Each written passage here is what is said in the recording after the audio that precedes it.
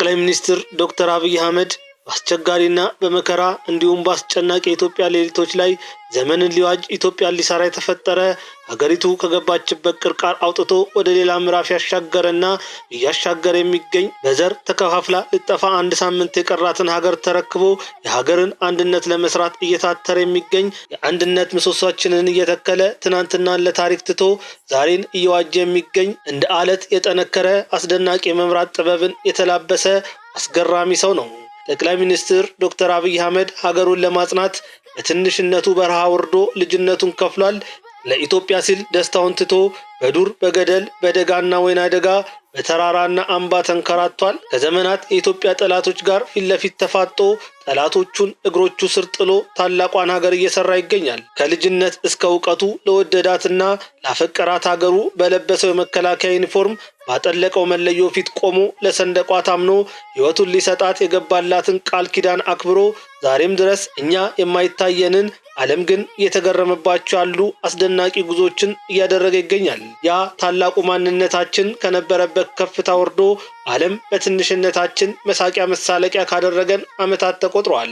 ታላላቅ የዓለም መንግስታት ብቻ ሳይሆኑ ትንንሽ የአፍሪካ መሪዎች ሳይቀሩ ወደ ኢትዮጵያ ሲመጡ ቀድሞ ትዝ የሚላቸው ነገር ቢኖር የአዲስ አበባ ቆሻሻና ሽታዎቿ ብቻ ነበሩ። ያቺ ያጣች የመነጣች ውበቷን በዘመናት ሂደት ውስጥ ያጣችው ማዲያት ያበላሻት አዲስ አበባ በአፍሪካውያን መሪዎች ዘንድ አብዝታ የምትጠላ ለአይን የማይማርክ ውበት የነበራት አስፓልቶቿ በየቦታው ተቦዳድሰው ለመኪና ጎማና ባሌስትራ ጠር ሆነው ዘመኗን በእርጅና የጨረሰችው አዲስ አበባ ሁልጊዜም ቢሆን በአፍሪካ መሪዎች ዘንድ ተደጋግሞ የሚነሳባት አንድ ጥያቄ ነበር። ያ ጥያቄ ይቺ ከተማ ለስማችን አትመጥንም፣ መቀመጫነቷን መውሰድ አለብን፣ በዚህች ሀገር ደግመን ለስብሰባ መገናኘት የለብንም የሚል ተደጋጋሚ ክሶች ይቀርቡባት ነበር። በዚህ ክስ አንገቷን የደፋችው አዲስ አበባ አንገቷን ቀና አድርጋ ለአፍሪካ ከተሞች እናት መሆኗን ለማሳየት 140 ዓመታት አስፈልጓታል። እነዚህ ሁሉ ዓመታት ከጅምሯ መላቀቅ ያቃታት ይቺ ከተማ የአፍሪካ መሪዎች በሚፈልጉት ልኬት ተሰርታ ለመሰናዳትና ለስሟ የሚመጥናት መንደሮች እንዲገነቡላትና አንገቷን ቀና አድርጋ ደረቷን ነፍታ ከአፍሪካ አይደለም ዓለም ላይ ካሉ ትልልቅ ከተሞች የበለጠ ስታንዳርዷ የተሟላላት ከተማ ሆኛለሁ ለማለት ሁለት ሰዎች አስፈልጓት ነበር። እነዚህ ሁለት ሰዎች አንዳቸው ከአርሲ ሌላኛው ደግሞ ከወደ ጅማ አጋሮ በሻሻ እንዲመጡላት አጥብቃ ትሻ ነበር።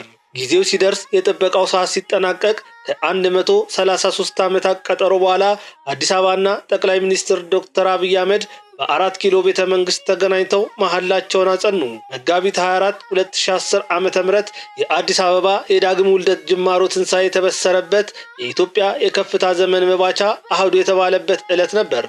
በእነዚህ 7 ዓመታት የኢትዮጵያ የዘመናት ሸክሞች የወደቁበት አሮጌው አቁፋዳ ወልቆ አዳዲስ ወይኖች በአዲሱ አቁፋዳ እንዲቀመጡ የተደረጉበት በዘመን ጅረት ውስጥ ፈሰው ያለቁ ዘይቶቻቸው አልቆ ልስላሴያቸው ደርቆ ውበታቸውን የተነጠቁ እያንዳንዱ የኢትዮጵያ መሬቶች በለምለም መስክ እንዲሞሉ የተደረጉበት በጥቂቶች ጥላቻ በእልፍ ሰዎች ፍቅር የታጀበ ተአምር የሚመስሉ ድንቅ ስራዎች የተሰሩባቸው ታምራት የተከሰተባቸው አስደናቂ ዓመታት ነበሩ።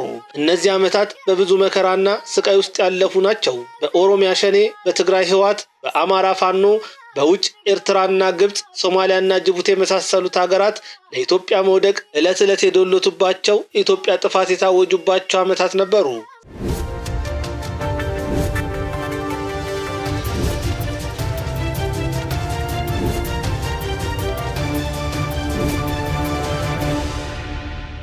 ሰላም ጤና ይስጥልን ውድ አድማጭ ተመልካቾቻችን፣ ይህ ሳምንታዊ የማል ሚዲያ ትንታኔ ሰዓታችን ነው። በዛሬው ትንታኔያችን ላይ የኢትዮጵያ ከፍታ ያስጨነቃቸው የጠቅላይ ሚኒስትር ዶክተር አብይ አህመድ አካሄድ የረበሻቸው ባንዳና ባዳዎች ታፍነው ጉሮሯቸው ተዘግቶ ይገኛሉ። እነዚህ ባንዳዎች እባብ አንድ የነደፈው ሰው ደግሞ እንዲነድፈው አይፈቅድለትም። ስለዚህ አማራ የምትባል ሀገር እናዋልዳለን የሚል እሳቤ ይዘው ተነስተዋል። ከዚያ ውጭ የአይሾ ስፒድ ጉዞ ያጋለጠውን እውነት በትንታኔያችን እንቃኝበታለን። በመከላከያ በኩል የወጣው አስደናቂ መረጃም አለ፣ እሱንም እናጋራቸዋለን። ከዚህ በተጨማሪ የህወሓት ሞት መቃረቡን የሚያሳብቅ መረጃ ከትግራይ ወጥቷል፣ እሱንም በሚገባ እንቃኘዋለን። ኤርትራ በኢትዮጵያ ላይ የሰነደችው አዲሱ ተንኮል በኢትዮጵያ መከላከያ እጅ ገብቷል። ይህንንም በሚገባ እንዳስሳለን። እስከ ዝግጅቱ ፍጻሜ ድረስ አብራችሁን ቆዩ። ከትንታኔው ጋር እኔ ቢኒያም ከድር አብሬያችሁ የምቆይ ይሆናል። ከአፍታ ቆይታ በኋላ ስንመለስ በቀጥታ ወደ ትንታኔው ማልፍ ሲሆን እስከዚያው ሚዲያችንን ሰብስክራይብ፣ ትንታኔውን ላይክ እና ሼር ማድረጎትን አይዘንጉ። ትንቢትሽ ይፈጸም ከመሬት ጠባይ በል ከአጥናፍ እስከ አጥናፍ ገድልሽ ይንበልበል። ጠቅላይ ሚኒስትር ዶክተር አብይ አህመድ በኢትዮጵያ ፍቅር የሰከረ ለኢትዮጵያ ራሱን የሰጠ በሀገሩ ጉዳይ ደረቱን ለጥይት አንገቱን ለሻሞላ የሚሰጥ ከአፉ ሳይሆን ከልቡ ሀገሩን የሚወድ ሀገሩን አክብሮ ከመንበሩ ወርዶ ዕለት ዕለት የኢትዮጵያን ግድግዳዎች ለማሳመር ጭቃ በእጆቹ ለማብኳት የማይጠየፍ ትቦ ጠርጎ መንገድ አጽድቶ በሲኖትራክ ውሃ ጠጥቶ ሀገርን መምራት ተኮፍሶ አየር ላይ መቀመጥ ሳይሆን ወርዶ መስራት እንደሆነ ያሳየ ድንቅ መሪ ነው። በእኛ ኢትዮጵያውያን ዘንድ የነበረውን የመንግስትነት እሳቤ የቀየረ መሪነት ማለት ወንበር ላይ ተወጥሮ በሚመሩት ህዝብ ላይ ተኮፍሶ ተቀምጦ መዋል እንዳልሆነ ያሳየ ድንቅ መሪ ነው።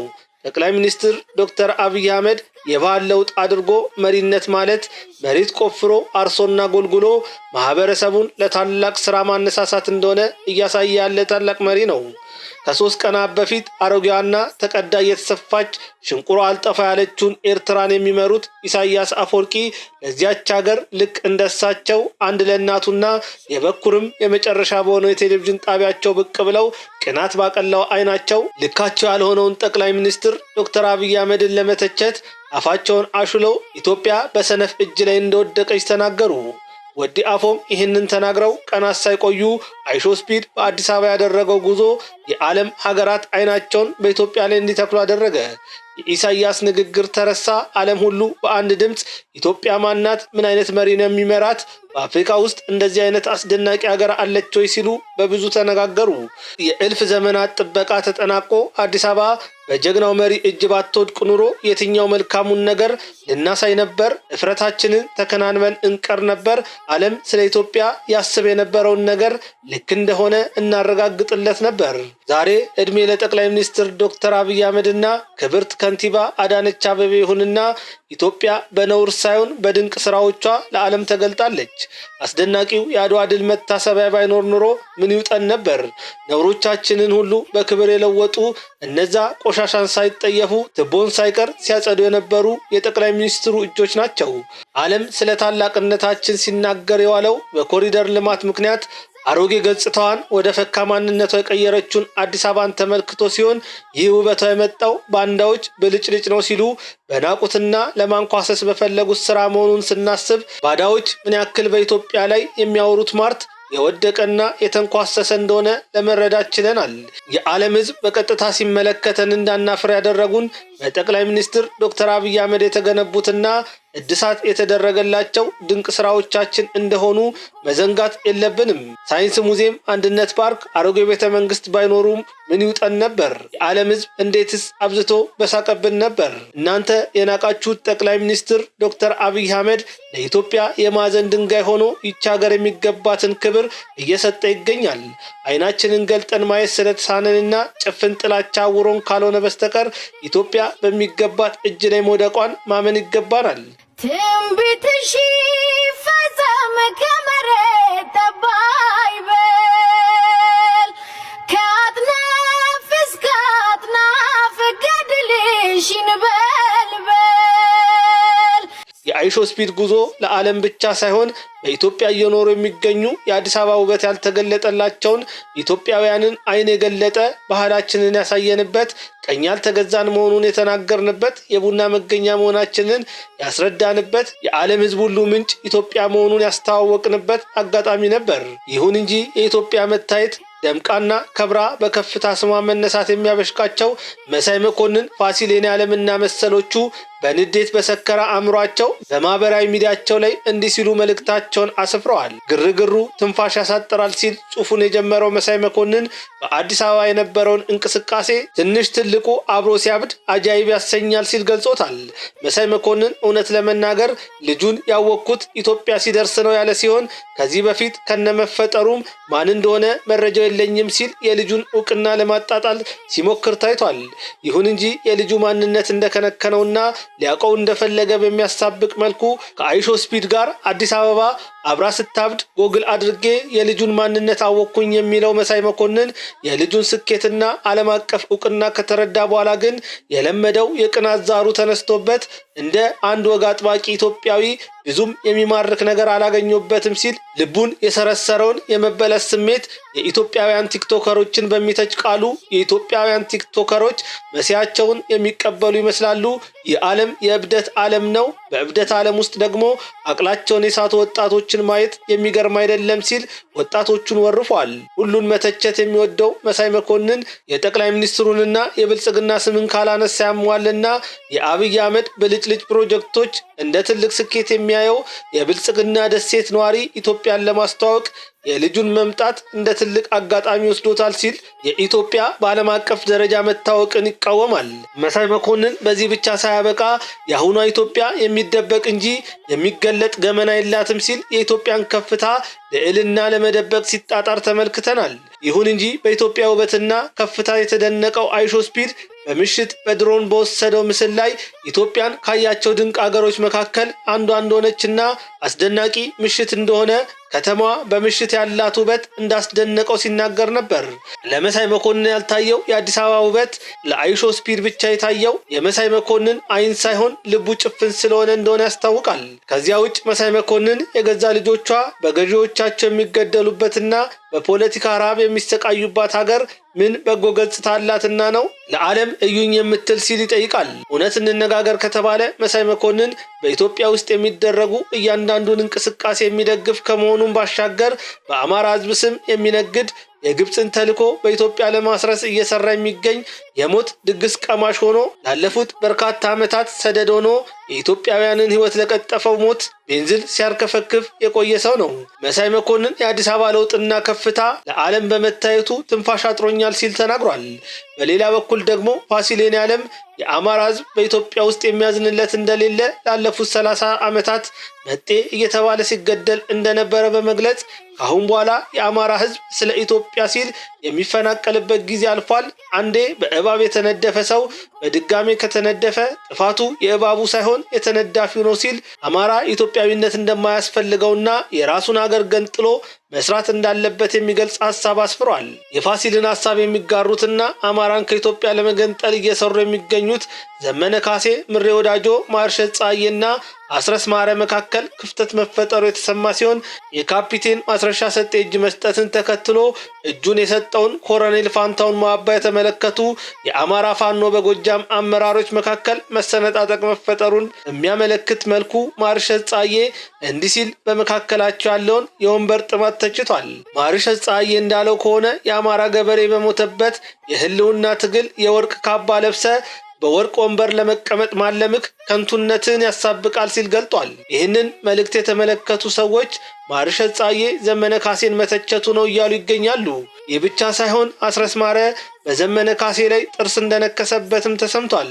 አስረስ ማረና ዘመነ ካሴ መካከል የተፈጠረው አለመግባባት ምንጩ ተደርጎ እየተነሳ የሚገኘው ሻዕቢያ የጥምቀት በዓልን አስመልክቶ በኢትዮጵያ ምድር ከፍተኛ ግርግር እንዲነሳና በከተማዋ ላይ ጦርነት እንዲታወጅ ትዕዛዝ መስጠቱን የተመለከተው አስረስ ማረ ይህ ተገቢ አይደለም፣ ዘመነ ካሴ ቢሆንም በዚህ ጉዳይ ላይ መሳተፍ የለበትም።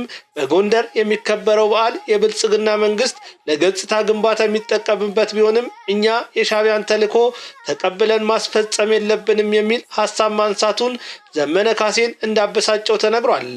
አስረስ ማረ የዘመነን ሐሳብ አልቀበልም ቢልም ለኢሳያስ አፈወርቂ ያደረውና በኢሳያስ ትዕዛዝ የሚተዳደረው ዘመነ ካሴ በዛሬው ዕለት ከሻዕቢያ መንግስት የተሰጠውን መሳሪያ በመቀሌ በኩል በማድረግ ለጽንፈኛው ቡድን እንዲደርስ የተላከውን 50,000 ክላሽ፣ 20,000 ብሬንና 1,000 ድሽቃ በፌዴራል ፖሊስ ቁጥጥር ስር መግባቱ ተሰምቷል።